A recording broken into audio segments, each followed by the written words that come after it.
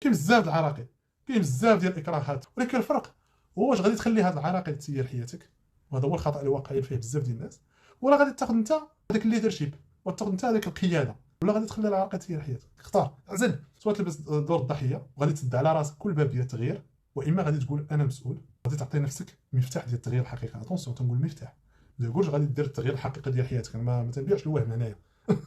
نكون معكم صريح احبابي، هذا مفتاح ديال الوعي باش تمشي في الطريق الصحيح. كما حتى نقول لك هذا الطريق، وانما الطريق راه انت اللي تمشي فيه، راه كاينين بيان سور اخطاء اخرين وعراقيل اخرين. ودابا خلينا نقول لكم واحد الحاجه مهمه، الخروج من دور الضحيه راه ماشي قرار ساهل كومسا تيدار كومسا، نكونوا واضحين، راه ماشي قرار شكلي، تحول داخلي عميق جدا، راه خاصو خدمه، تخدم مع راسك وتعاب راسك يوميا. انت اعزل باش تخرج من هذه الدائره، راه خاصك دير واحد 3 الخطوات. الخطوه الاولى شنو هي احبابي؟ هي الاعتراف الواعي.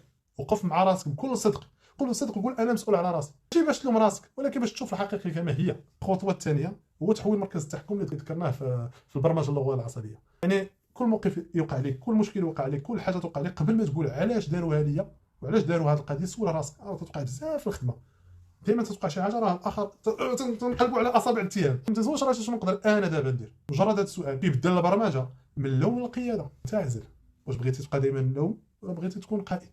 انت اعزل. تنهضر دابا على القياده ديال الذات، ليدرشيب دو سوا، تنهضرش انا على القياده الاخرين دابا، غير بيني وبين راسي. الخطوه الثالثه احبابي هي البرمجه اليوميه الجديده، لا بروغراماسيون كوتيديان. كل صباح ذكر عقلك، تفكر انت المسؤول على حياتك، وانت اللي تختار ردود افعالك، وانت اللي تختار طريقتك. راه ذكرنا هذه المساله هذه ديال ايفينمون بلس رياكسيون تيقال ريزولتا، هذه المعادله. رجعوا للفيديو غادي راه مهم هذه المعادله.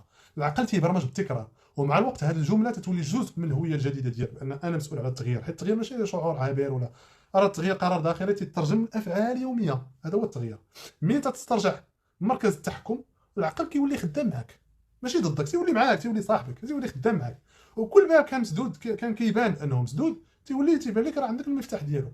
هذه هي اللحظه اللي تتخرج فيها من هذاك الدور المتفرج وتتولي السائق الحقيقي ديال حياتك. هذه هي اللحظه ملي تتبغي تبعها عن طريق هاد 3 الخطوات اللي قلت لك دابا.